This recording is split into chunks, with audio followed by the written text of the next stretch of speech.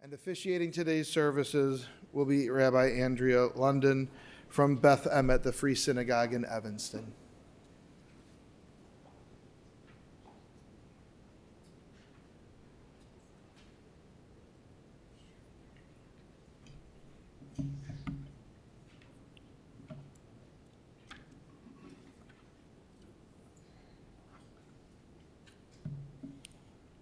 Shiviti Adonai lenegdi tamid, ki mimini balamot, lechen samach libi v'yegel kivodi, apisarishkon levetach.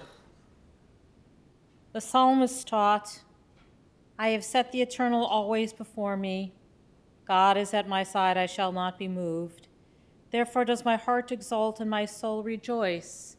My being is secure. For you will not abandon me to death, nor let your faithful ones see destruction. You show me the path of life. Your presence brings fullness of joy. Enduring happiness is your gift. We gather together today to mourn the loss of Stan Weiss, a person who was raised with Orthodox Judaism and moved from that, but as the psalmist speaks about, was still a person of great faith and of a deep spiritual core and center. He lived his life with tremendous integrity and love and grace. And we come together today to remember and to reflect and to celebrate the full 80 years of life that he lived and that he loved. Death has taken our beloved Stan. Our friends grieve in their darkened world. In their silence, there is lamentation. In their tears, there is loneliness. Lost in their sorrow, may they find the presence of loving friends. Hear them, O God, be with them. For Stan's love that united us in life and which death cannot sever. For his companionship that we shared along life's path and which continues through the tenderness of memory, for the gifts of his heart and mind that brought us joy and happiness, and is now a precious remembrance. For all these and more, we give our thanks to God. In this time of grief, we listen to the voice of our sacred scriptures that brings us the ever-new message of God's nearness. It tells us of our kinship with the Creator, and light as in darkness, and joy as in sorrow, and life as in death. On Tuesday afternoon, as Stan died, he was surrounded by his loving daughters and wife and cousins, his son-in-law. Incredible moment to walk into the Weiss household and to feel and see all of that love. And after Stan died, together we said this psalm, Psalm 23. Adonai roi lo echsar binoteshe yarbitzeni, al mei menucho tunahaleni, nafshi yoshovev yancheni v'maglei tzedek lema'an shemo. Please join me in the English. The Lord is my shepherd, I shall not want. He maketh me to lie down in green pastures. He leadeth me beside the still waters. He restoreth my soul. He guideth me in straight paths for his name's sake. Yea, though I walk through the valley of the shadow of death, I will fear no evil, for you are with me. Thy rod and thy staff, they comfort me. Thou preparest a table before me in the presence of my enemies. Thou hast anointed my head with oil. My cup runneth over. Surely goodness and mercy shall follow me all the days of my life, and I shall dwell in the house of the Lord forever. Esai nai el harim me'an yavo Ezri me'im Adonai oseh shamayim va'aretz. I lift my eyes to the mountains. What is the source of my help? My help comes from the eternal God, maker of heaven and earth. God will not let your foot give way.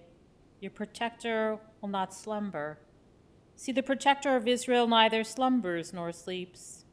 God is your guardian. God is your protection at your right hand.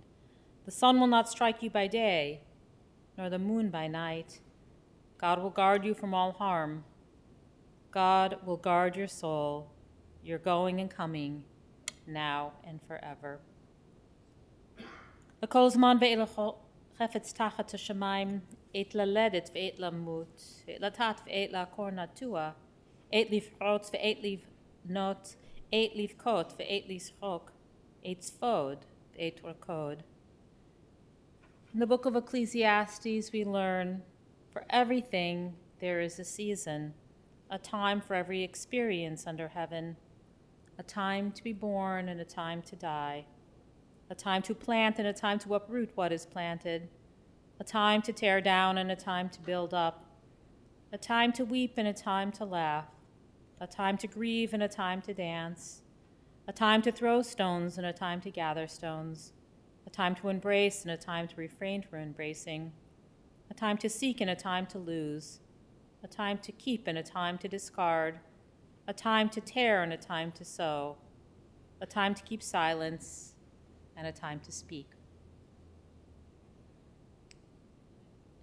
This is now, in the Jewish calendar, a time in which we celebrate our freedom from Egyptian bondage.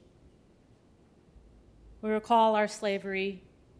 We recall how God brought us out with signs and wonders. And at this time, we also think about the wonderful ways that Stan's life was supported by God, by his loving family. He had a difficult childhood, or I shouldn't say difficult, a poor childhood in terms of finances, but one that was rich with family and with love, and something that he continued throughout his life.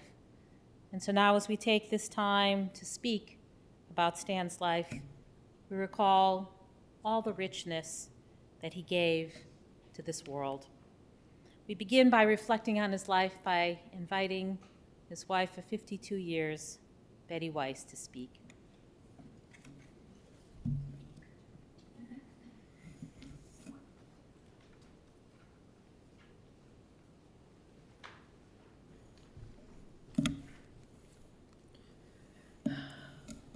Thank you all for coming. Stan's the love of my life. He was a man of great integrity, moral courage, and personal honor. He was fun-loving and oh so quotable. Stan was a loving husband, father, grandfather, and brother. He loved us all dearly, always looking forward to our wonderful times together. He was a loving friend, cousin to all who have been with us through this unimaginable time. Stan had a brilliant mind for business and investing. He helped many achieve their goals. He had a wonderful office family. Stan had unusual discipline and inner strength. He was nonpareil in every way. We had almost 52 years of marriage, and it wasn't anywhere near enough.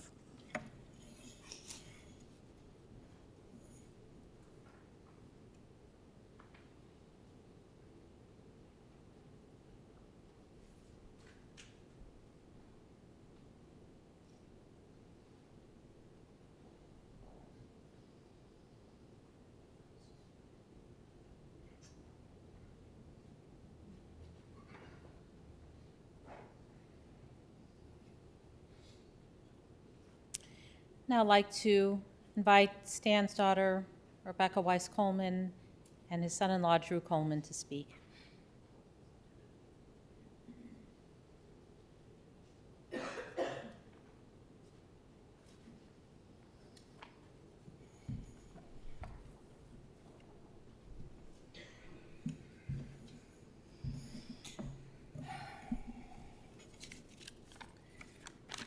Thank you all for gathering here today to celebrate the life of my father, Stanley Weiss. On behalf of our whole family, your presence is so meaningful. My dad was a wonderful man. In fact, he often called himself Mr. Wonderful at home. He was right. He gave me so many gifts, both large and small. Growing up as his daughter, he taught by example that hard work pays off. My dad was a self-made man, did everything on his own terms. He surrounded himself with a large community of family and friends. My dad was a first-generation American. My grandparents, Leo and Sylvia, left Europe suddenly as World War II was taking hold. My grandfather, Sylvia, barely got out in time. Sylvia left Czechoslovakia with her parents on the last Queen Mary and was fortunate to escape with her life. Sylvia had to give up all her material possessions and came to the U.S. with a small trunk of clothing items. She was able to choose just one valuable to take with her. She chose a pen. Dad always kept that pen close to his heart. His parents named him the Yiddish name Shmuel Herschel after another Shmuel Herschel in the family. My father said grandmother Sylvia wasn't very original with names. There were several other Shmuel Herschels in the family. There must have been something really special about the original Shmuel Herschel to have so many family members with that same exact name. My dad's family settled in Gary, Indiana. The cousins in Gary provided a safety net for my dad growing up. They always made sure he was included and cared for.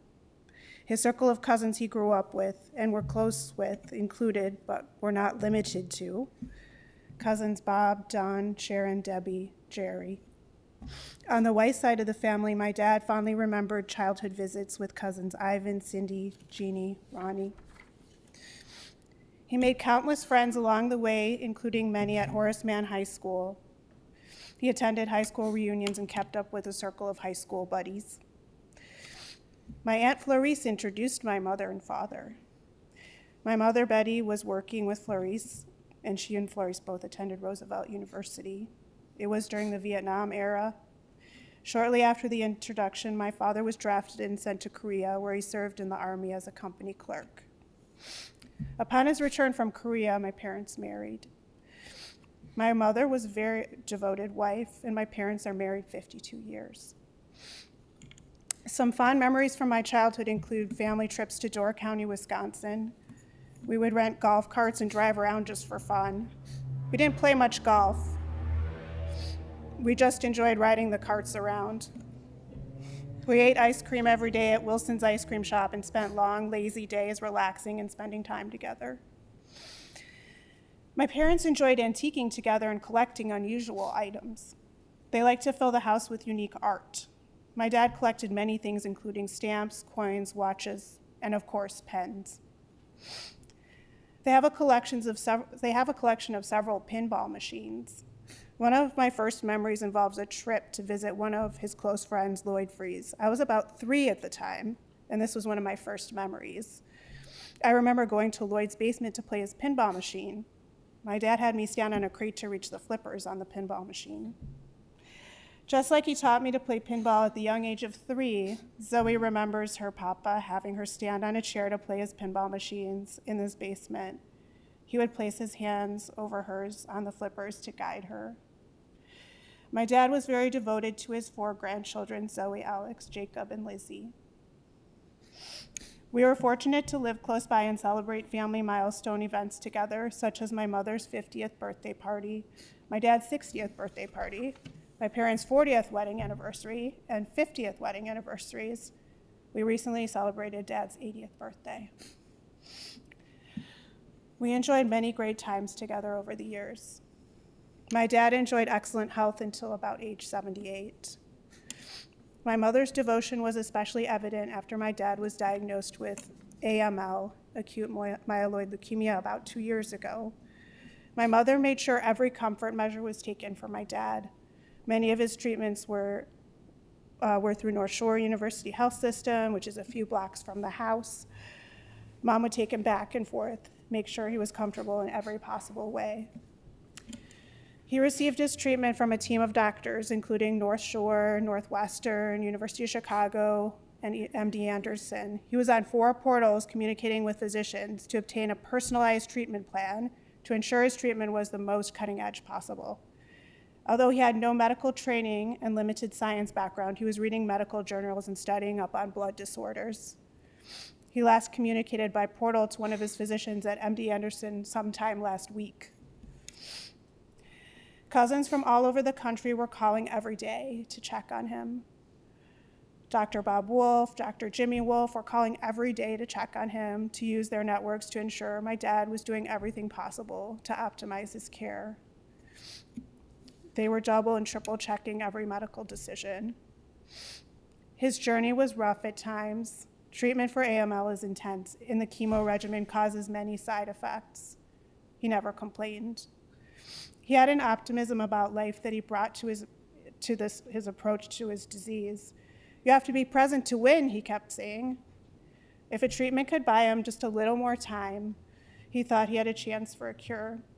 He loved his life, his family, and his friends. He did not want to leave, and they all felt the same way about him.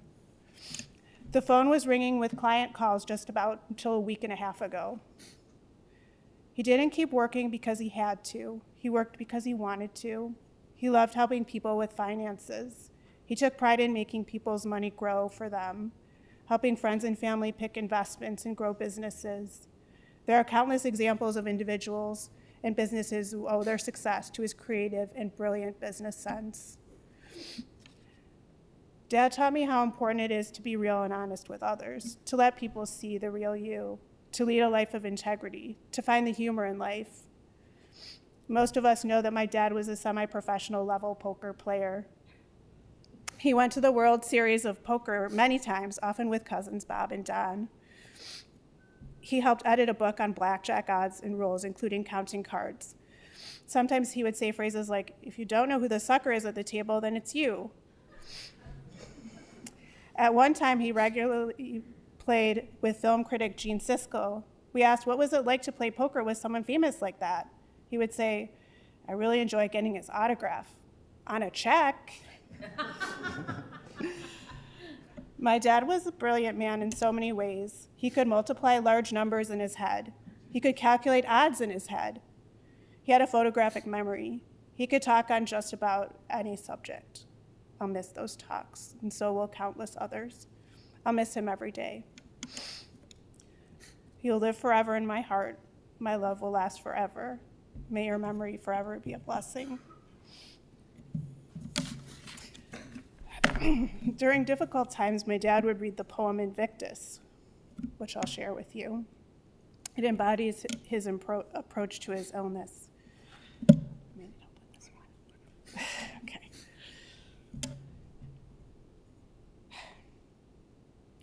Out of the night that covers me, black as the pit from pole to pole, I thank whatever gods may be for my unconquerable soul.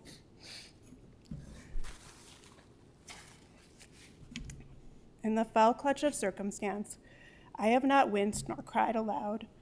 Under the bludgeonings of chance, my head is bloody but unbowed. Beyond this place of wrath and tears looms but the horror of the shade, and yet the menace of the years finds and it shall find me unafraid. It matters not how straight the gate, how charged with punishments the scroll. I am the master of my fate. I am the captain of my soul. Another poem he gave me during difficult times you will likely recognize. They're the song lyrics for What a Wonderful World. I see trees of green, red roses too. I see them bloom for me and you. And I think to myself, what a wonderful world. I see skies of blue and clouds of white, the bright blessed day and the dark sacred night. And I think to myself, what a wonderful world. The colors of the rainbow so pretty in the sky are also on the faces of the people going by. I see friends shaking hands saying, how do you do? They're really saying, I love you. I hear babies crying, I watch them grow. They'll learn much more than I'll ever know. And I think to myself, what a wonderful world. And I think to myself, what a wonderful world.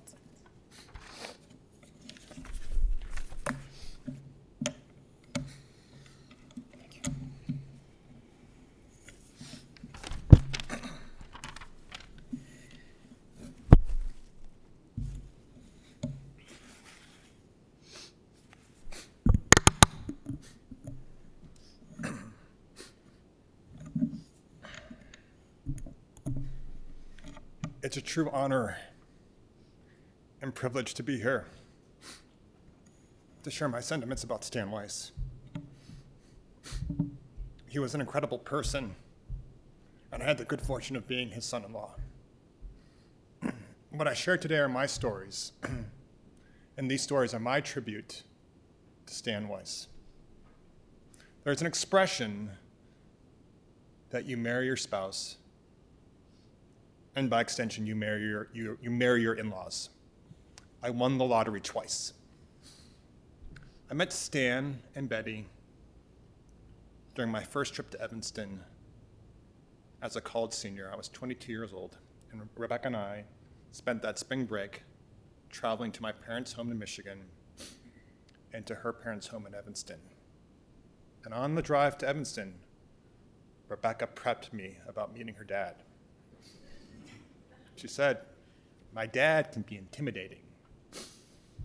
And I took that for what it was. Like, I kind of expected it, right? Here I am, some suitor showing up at the house. Of course he's gonna cut an intimidating figure. But he was never intimidating. In fact, he was quite generous.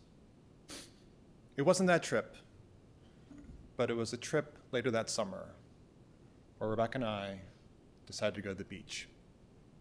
And casually, I took my watch off and threw it into a bag that we brought to the beach. And I forgot about it, and we just had fun in the water and in the sun. And when I returned home, back to their house, and looked through the bag, the watch wasn't there. This watch was a gift from my parents for graduating from college, and I'd lost it within 2 months of getting it. I just chalked it up to bad luck. The next day, there was a letter waiting for me on the kitchen table. Rebecca said, "Hey, my dad left you something. It's on the kitchen table." Stan had already left to go to the office, so we had slept in. We were just post-college students. And I opened it up, and there were 3 crisp $100 bills in that envelope, along with a note. The note from Stan was that he didn't want anyone to have any bad memories about visiting Evanston. This just struck me of like, I barely knew the guy, and I was just kind of this punk 22-year-old dating his daughter. And he gave me $300. That was Stan. Amazingly generous. Stan is someone I greatly admired, and he became my role model. Part of that admiration was because Stan represented the American dream. He started with nothing and built his own small empire. Does anyone remember that commercial from E.F. Hutton? When E.F. Hutton talks, people listen? I always thought it should have been changed. When Stan Weiss talks, people listen. When I describe Stan to others, I'd always describe him as one of the top 3 smartest people I know. The fact is, he's probably the smartest person I know. But I described it that way because I didn't want to think people would think I was exaggerating or being too superlative. So I said, he's just the top 3. But I never, ever, ever described anyone else in that manner. Only Stan Weiss. And I admired him for his big brain. My career in finance can be traced back to listening to Stan. Prior to Stan, my parents had given me the advice, do what you love, and the money will follow. For some people, that bit of advice is all they need, and they're off and running. Not me. It created a rudderless situation for me, not sure of which direction to go in. That philosophy led me on a path of being open to any job, and I just kind of figured out along the way. I didn't have a plan. And Stan, recognizing that my career path at that point was just flexible at best, shared an insight with me. He said, if I was a young man, I'd be on the trading floor at one of the exchanges in Chicago. That was the nudge I needed. The nudge I needed to start my career as a runner at the Mercantile Exchange. And I am where I am today because of Stan's advice. Stan was my moral compass. Early in my career, as I encountered moral dilemmas, I'd ask myself, what would Stan Weiss do? That basic question ensured I thought deeply about issues and ensured that I could always sleep well at night. I've been asking that same question, what would Stan Weiss do, over and over and over, to the point now I've totally internalized it. I don't even ask what Stan Weiss would do, I just do it. And it's my hope that my children, Alex and Zoe, will ask, what would mom do? What would dad do? Stan lived a grand life. And part of the lore of Stan Weiss is that his friends were larger-than-life characters too. He played poker with Gene Siskel. One of his best friends, Irv Shaken, called everyone darling. His friend, Freddie Renzi, the book that he wrote a book and Stan helped draft that book, had been banned from many casinos. If I only had cool friends like that. It's no secret, Stan loved to work. The art of accounting was his business, but the art of providing his clients advice, service, guidance, that's what energized him. That's why he kept coming back to the office every day. I admired that greatly about Stan. He found a career that was so fulfilling that even during the worst of days of these past 2 years, he always had the energy to serve his clients. Stan loved his work, and he loved his family. He exuded love for his cousins, his wife, his daughters, his sons-in-law, and his grandchildren. It has been deeply satisfying to be part of his family. Family is so important that even though we all live in Evanston, we still don't get enough of each other, and we vacation together. Stan and Betty planned wonderful family vacations. They rented fantastic homes in Hilton Head, Captiva, Marco Island, Miami, and Palm Springs. All we had to do is get there, and we packed 3 generations into that house. These vacations have meant so much to Rebecca and I that years back we decided that we were going to carry on with that legacy. And it was our turn. We were at that big house and invite all the family that we could invite to those homes. I read years ago that you can measure a person's true wealth by their impact on others and not by their bank account. By all measures, Stan was a rich man. We're all here because of the many ways that Stan impacted our lives. I also read that we as individuals need to continue to take steps forward, continue to advance, so others can come in and fill those shoes and learn and grow. It's a nice adage, and it generally applies, but not with Stan. There is a gigantic hole that Stan left behind, and no one can fill. Stan made the world a better place. He influenced and guided so many people.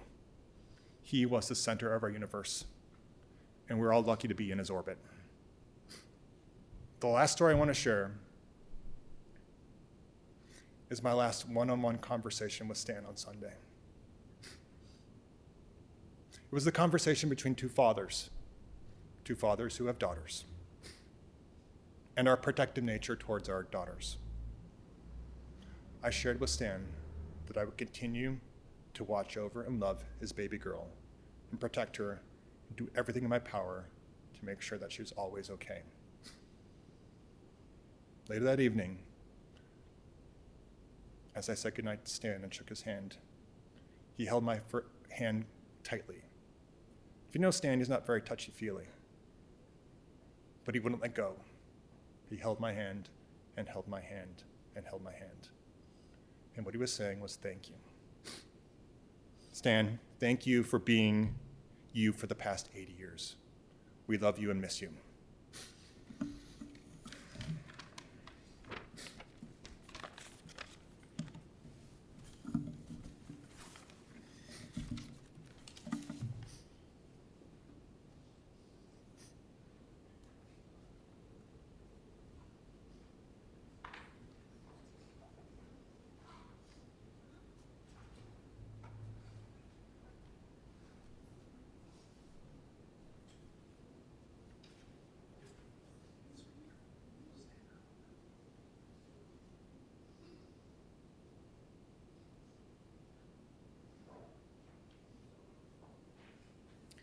Now I'd like to invite Stan's daughter, Lisa, and son-in-law, Alan, to speak.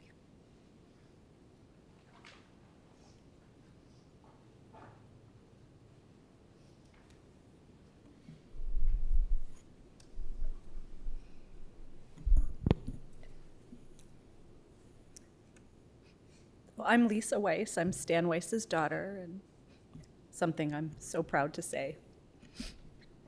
I'm so glad I kept his name to honor him. Those who know Stan well know he was a great poker player. He was one of the best. For decades, he played in one of the toughest poker games in the city of Chicago. When I was a little girl, my sister Rebecca and I sat atop phone books at the dining room table as Stan dealt out cards and taught us the difference between a royal flush, a straight flush, and a full house. He never let us win, something we didn't really appreciate at the time, but he taught us how to pay attention, how to stay calm, and how to compete. He taught us that you can't control the cards that you're dealt, but you can control how you play them. The cards my father was dealt weren't always easy, but man, did he make the best of them. He was born and raised in Gary, Indiana. As my sister mentioned, Gary, Indiana was an important theme that came up almost daily.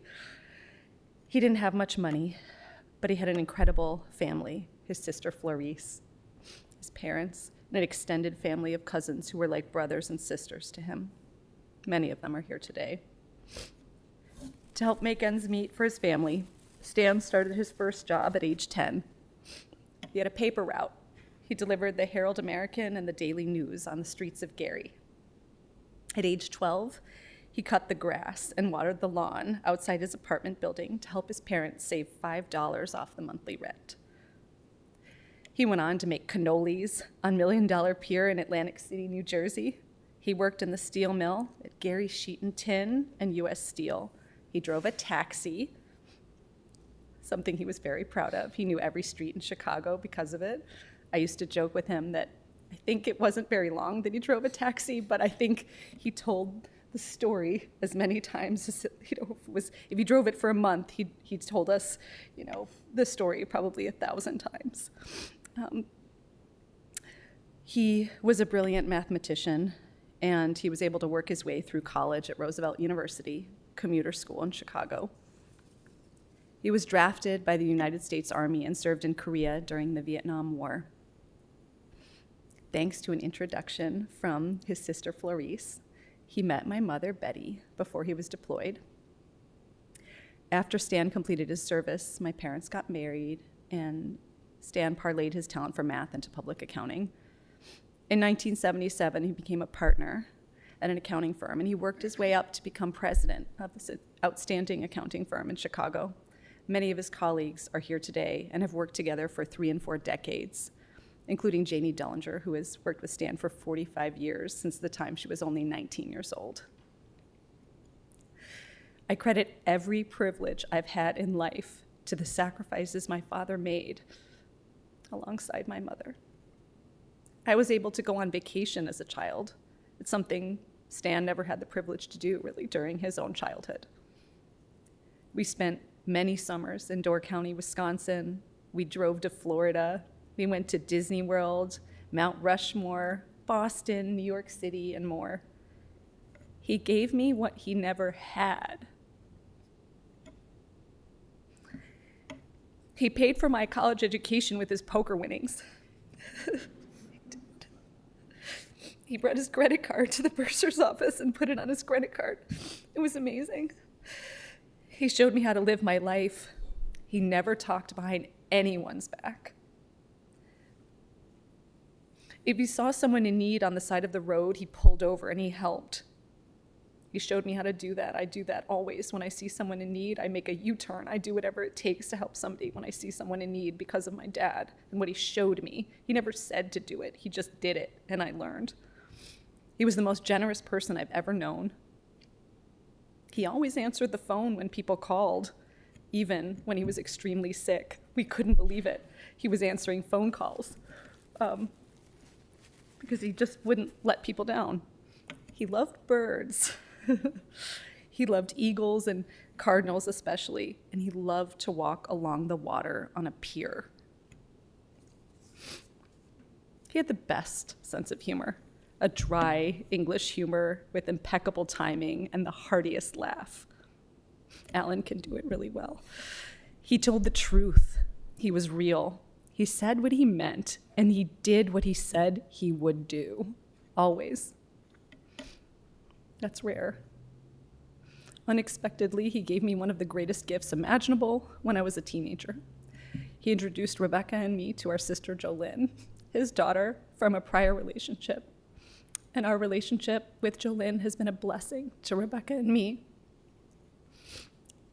He made mistakes in his life because everyone does. And he didn't pretend he was perfect or that perfection even exists. He never worried. He just tried to do the best with the hand he was dealt. 2 years ago, when Stan was diagnosed with blood cancer, he took it in stride.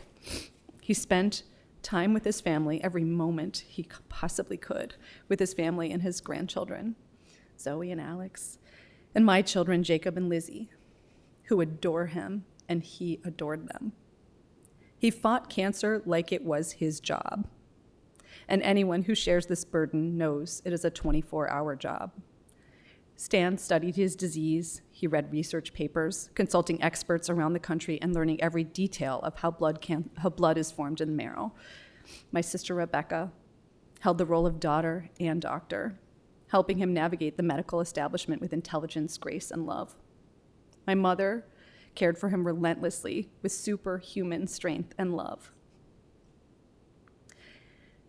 A calculated risk taker, Stan did extensive research alongside Rebecca and took a drug called gilteritinib. We couldn't pronounce it at first, and now it's like second nature. It extended his life and his quality of life by sending him into a remission for a glorious few months. Daily consults with his many beloved relatives and friends, including his doctor cousins, Bob Wolf and Jimmy Wolf, helped guide and buoy him up. So many, like my sister said, called every single day to check on him, cousins and friends. Too many to name, but so many people have been by his side, both in person and from a distance. Bobby and Ivan, Cynthia, so many cousins and loved ones and friends. A few weeks ago, my father turned 80, just over a month ago now. It was a birthday he wasn't sure he'd live to celebrate. His sister Florice, my aunt, joined us, and we celebrated him. I had the great privilege of being with my father when he died. We were in his home, surrounded by so many of his loved ones. My mother, his wife of 52 years, Betty, my sister and her husband, Drew, my dad's cousins, who are like siblings to him, Don and Martha, Sarah and Bob, Jerry and Rita, Jimmy and Dorothy, and so many others were here with us virtually. Rabbi London was with us to bless him with the Shema and to remind us to listen. And together, all of us, as we surrounded my father, we listened to all of his favorite songs. We listened to so many wonderful songs, and we made a playlist for him, mostly male singers because he likes a man's voice. We listened to The Gambler by Kenny Rogers, of course, who sang, "If you're gonna play the game, boy, you gotta learn to play it right. You gotta know when to hold 'em, know when to fold 'em, know when to walk away, know when to run." My dad played the game, and he taught us how to play it right. Thank you.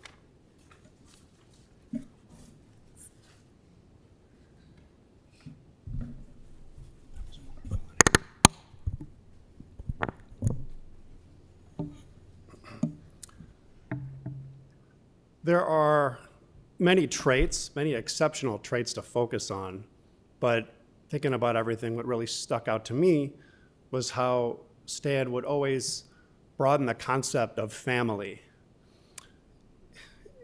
As we've heard before, Gary, Indiana, he was born in 1943 in March, and his parents, immigrant parents, were when I heard a lot about were very kind, decent people. They didn't have a lot of money, and they were often misunderstood and underestimated.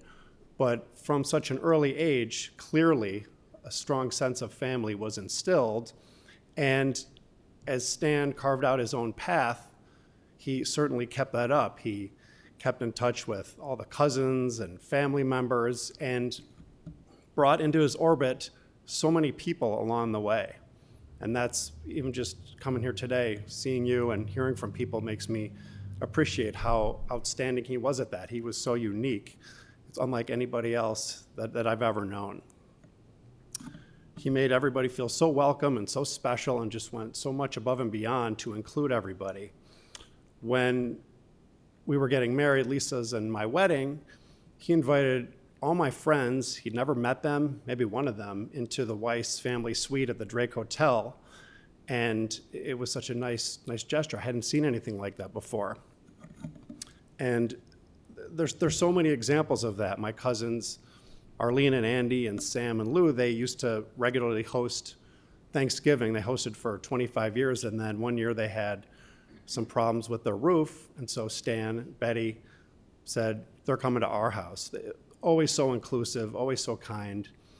And in Palm Springs, where Papa's light shined especially bright, he insisted that my cousins Stephen and Judy spend the night. So they came over, had a wonderful time. And the examples go on and on and on about all the people that were drawn to Stan's generosity, his sheer wit, and his appetite for fun. He certainly had a lot of fun. And his appetite in general. He liked to eat and always ate good food and was wonderful. So I'm very lucky that I saw a lot of this firsthand. We used to have regular lunches at Cardozo's during the work week, and I can't thank him enough for how wonderful that was to hear these beautiful stories about family, about friends, and his generosity is only rivaled by his word and his loyalty. So if I wanted to pay for a lunch, I had to exact a promise from him well in advance that I'm going to pay for this one, it's my turn, because he was so generous. And that was the only way to get him to follow through with that. So looking back, talking to so many of you, it was interesting coming in, and even just thinking back, most of the comments that people said were, God, he was such a funny man. He had such witty sense of humor. That was one bucket. And the other, people talked about how caring he was, how generous, how kind, and how exceptional. And that's true. You don't see a lot of that. There's a lot of people that have neither of those qualities, but Stan had both of them. So it's an honor to be here talking about him, to be in his presence, to think about him, and to think that his life ended the way it started. We've come full circle. At the very end, so many wonderful, dedicated family members, so many friends reached out, and he was surrounded by the ones he loved. So in a way, after 80 years, so much has changed, but also so little has changed. Stan was very unique, and he was one of a kind, and he will be surely missed.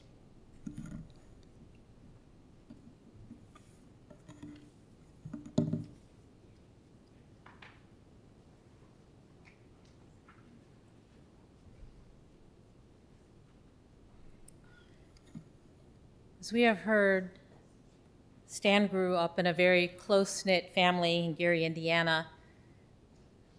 He had one sister, Clarice, but many cousins were very close, and several of his cousins are going to speak about his life. I'd like to invite Bob Wolf to speak first.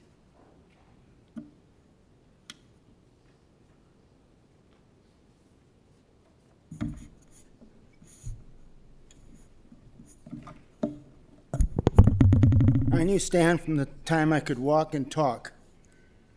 We were one of 15 grandchildren of our grandparents Chaim and Elko Wolf. I always felt that Stan was the brightest and smartest of the bunch. It was my opinion he had the highest IQ. Growing up, we definitely were not angels. We could be very mischievous, in fact. We used to go down to the Palace Theater in Gary every Saturday afternoon for what they did at that time show double features. We would take our slingshots and buy a box of dots. We would sit in the balcony first, and then move down to the main floor. If we didn't like the movie, we would fire dots at the theater screen, making loud popping noises. And we never got caught because we moved around so much. As time went on, Sarah and I would meet Betty and Stan, usually on Wednesday afternoons, in the city. We would walk along Michigan Avenue and have dinner that night. We also enjoyed taking our parents, Sylvia and Leo, Harold and Charlotte, to the Drake Hotel on Sunday afternoons for their beloved whitefish dinner. Later on, Don, Stan, Lloyd, and I would meet in Las Vegas every year, usually around the Kentucky Derby weekend. We would pool our money and bet on every race. Stan would then try to enter the World Series of Poker by winning a seat at the satellite table. At that time, we first went to Binion's, then to the Rio, and lastly to the Venetian. And lastly, we had so much cruising, places on the Mediterranean like Barcelona, Rome, and Monaco. We went on the Malt Shop cruise in the Caribbean with the actual rock and roll singers of the 60s, like Chubby Checker and Neil Sedaka. And lastly, we went to Iceland and the various Canadian cities. I will miss the camaraderie and closeness I had with Stan. He was like a brother to me, and I will miss enjoying spending the month in Chicago every summer that Sarah and I come to escape the Valley of the Sun.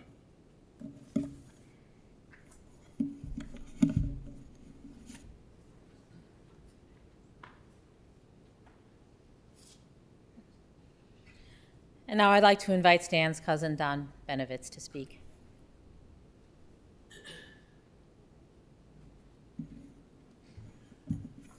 My name is Don Benovitz, and I'm Stan's first cousin. His mother and my mother were sisters. And as you've heard, we grew up in Gary, and as Bob has mentioned, we had a lot of fun times together, but we also got into a lot of trouble. But we were always able to make it out, and Stan had this kind, genuine, caring, he was just a kind, genuine, caring being. And as we grew up, we stayed close, even though we were in different cities. But he was always planning the next family reunion, always trying to get the family together, and his family, our family, and anyone who was around. And he just did such a remarkable job at that. He was a loving guy. And as Bob mentioned, we would go to Vegas many times over the years, and I played blackjack with him. And I'd be sitting there, and we'd be sitting next to each other, and I had to deliberate on whether to take a card, and he would nudge me, and he'd say, "You're 40-1 on that." I wouldn't take it. And he could just calculate the odds in his head. And we'd be sitting there, and he'd lean over and he'd say, "See that guy in the end seat? He's a card counter." And so we would watch his bets. And when his bets went up, we would raise our bets. And when the bets went down, we would lower our bets. And he was right. He was usually right. Recently, I happened to be speaking to somebody who was a client of his. And he told me that when Stan first started in his business, he did his taxes. And this gentleman said, he called Stan and he said, "I just got your invoice." He says, "You're not charging me very much." And Stan said, "Look, when you make more money, you'll pay me more." And that was the kind of individual he was. And another anecdote was when Stan got drafted to Korea, he had a Sunbeam Tiger, which he loved. And he drove it over to my house in Morton Grove one day, and he said, "Will you keep this for me for a year while I'm in the service?" And I said, "Certainly." So I kept it, and as it turned out, my wife was pregnant with my daughter, and I had the opportunity to take that Sunbeam Tiger down the expressway to Michael Reese Hospital and really punched it out. And so when he came back, I said, you know, Lisa was born thanks to you, because she was born very soon after got to the hospital. He was someone who you could always call in the middle of the night. He was that kind of a friend. And no matter what it was, he always had an opinion, and he helped you out. And we just had so many good times together. I'm going to miss him. Thank you.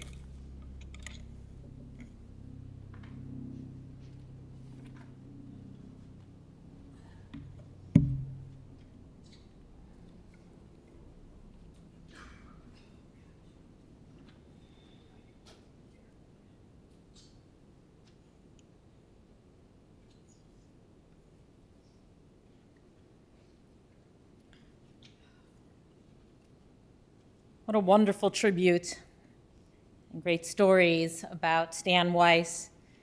As everybody said to me, Rabbi, he was really a Renaissance man, and we've heard all the ways that he was a Renaissance man. He had a brilliant financial mind. He was an outstanding accountant, watched the stock market every day, and was an astute investor. We've heard about his poker playing and all of his success at that. He was also a collector of coins, pens, watches, and stamps, and he saved everything from childhood: a bowl, a hat, his gym uniform, toys, dog tags from his time in the service. He loved birds. He had artwork in his home with birds on it, and he and Zoe, his eldest granddaughter, shared a book on birds together. The home that he and Betty built was filled with antiques and artifacts that they had collected. And he was always learning and growing, as we heard. Even when he had his illness, he wanted to learn everything that he could and read the research. And his doctors were amazed at all that he knew and all the intelligent questions that he had asked. We heard about his big personality, funny, witty, clever, and perhaps even more importantly, how caring, and his integrity. The family told me a wonderful story. They owned a Cadillac, which he sold to someone. And shortly after the Cadillac was sold, before the new owners had been able to put it on their insurance, the Cadillac was parked on the street near their home and sideswiped. And Stan sent them money, even though he no longer owned that Cadillac, so that they could repair it. As we heard from Lisa, he was always the first person to pull over and help someone on the side of the road, and you could call him, as we've heard from everybody, at any time, day or night. Yet he never spoke about the generous things he did for others, and he never spoke ill of anyone. We heard beautiful stories about growing up in Gary, Indiana, part of a very tight-knit group of cousins, and meeting his beloved wife, Betty, through his sister, Flo. They were attracted to each other immediately, and they dated on and off while he was in the Army, and they had a beautiful romance together. Betty told me about a wonderful trip that she took down to see him when he was stationed in Fort Polk, and they went to New Orleans and Biloxi, and there they bumped into Stan's cousins in New Orleans. After serving for 1.5 years in Korea, he came back and married Betty, married for almost 52 years, raising 2 wonderful daughters, Lisa and Rebecca, and 4 grandchildren, a successful career as an accountant, and working all the way almost to the end of his life. And Stan was incredibly generous. There was always too much food when people came over, and he loved to barbecue. But there were also other treats that were available: black licorice, rugelach, a bag of treats for the kids. Wonderful stories about vacations, especially to Door County, and later on to Palm Springs and other places. And what an amazing attitude he had about life. He was never defeatist, had a positive and optimistic outlook, and he lived with incredible grace and dignity. He was also an amazing caretaker to his family. He was devoted to his mother, took care of her well until the end of her life, and he made sure his in-laws were well taken care of, including investing their money so that they would have what they need. In Jewish tradition, we learn in Proverbs 31 about a woman of valor. And we say about this woman that she's generous and kind and selfless and hardworking. We don't have an equivalent proverb for a man, but I think Stan is the equivalent proverb. He was a man of valor, brilliant, talented, caring, selfless, with a positive attitude about life. He was, for all who knew and loved him, an Ish Chayil, a man of valor, as we have heard today, there to support and to love and to teach and to guide throughout his life. When I was talking with Betty the other day, she said, perhaps we could talk about some mistakes that people make, but for Stan, they were very few. He was kind, and he was loving, and he was a wonderful spouse. So as we gather together to say goodbye to his sister Florice, to his children, Lisa and Rebecca, your father, as you knew, was so proud of you and your accomplishments. And to hear sons-in-law, Alan and Drew, speak so lovingly about a father-in-law, how incredible. Stan adored his 4 grandchildren, Zoe, Alex, Jacob, and Lizzie, who knew him as Papa, and Betty. More than 52 years of love and incredible devotion. And Betty, in these last couple of years of his life, you did absolutely everything for him to make his life comfortable and to have some beautiful times despite the difficulty during his illness. What an incredible couple you were. What an incredible life. And as you said, it's never long enough. It's never long enough for people that we love. But may his memory continue to bless your life despite the sadness and the loss and the grief that you now experience. Zichrono livracha.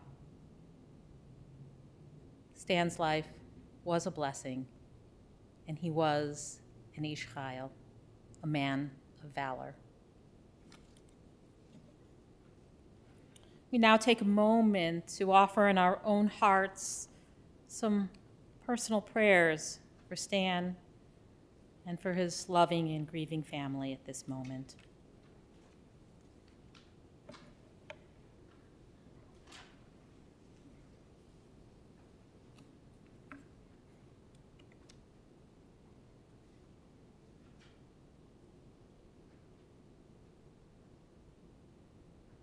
God, you give us loved ones and make them the strength of our life, the light of our eyes.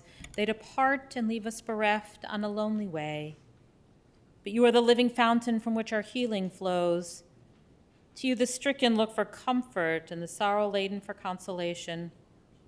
O God, we see life as through windows that open on eternity. We see that love endures and the soul endures as you, O God, endure forever. We see that the years are more than grass that withers, more than flowers that fade. They weave a timeless pattern in a world that is a dwelling place of your love and of your glory.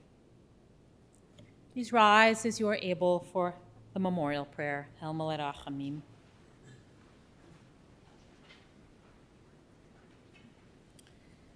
El Malei Rachamim shochen bamromim, hamtzei menucha nechona tachat kanfei hashchina. Im Kurushim Tohorim Kazora Kia Masirim et Nishmat Shmuel Herschel ben Shlomo Lob Vizisa Chaya Shalach Olamo Baal Harachamim Yasirhehu Beseter Kanafab Olamim Bitzor Chaim et Nishmato Adonai Hunachalato Beyanuach Bishalom Al Mishkavo Venomar Amen.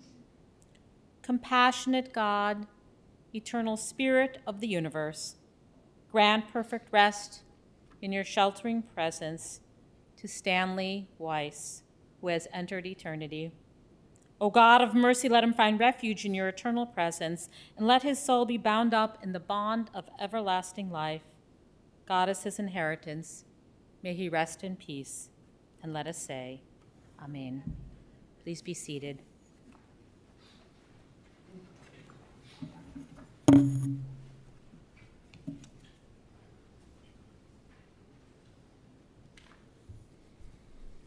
Friends, this concludes the services here at the chapel.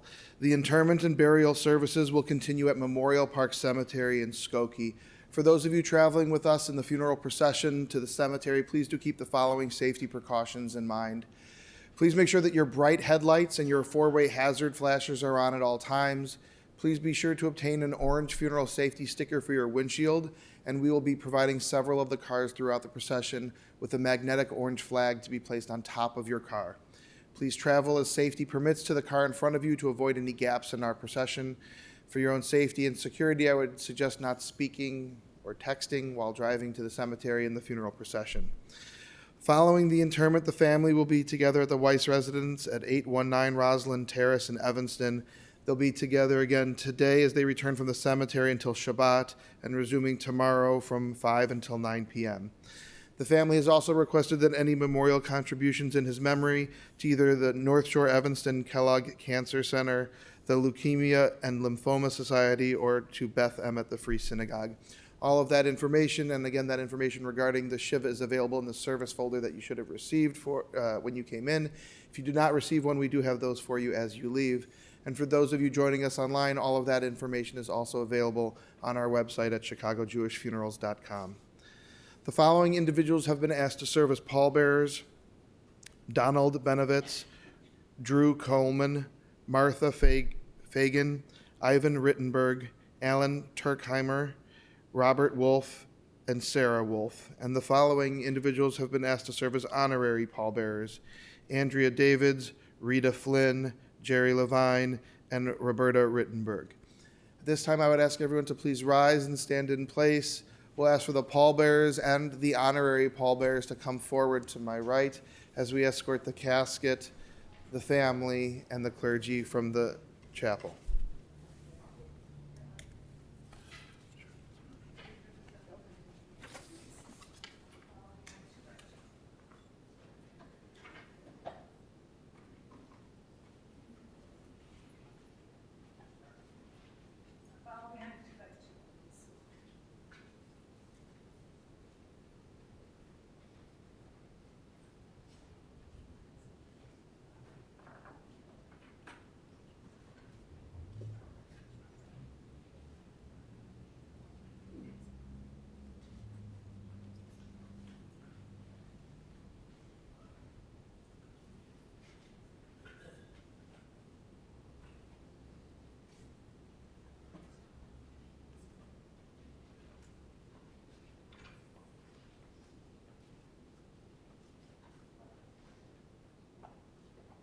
Thank you, and you may return to your cars.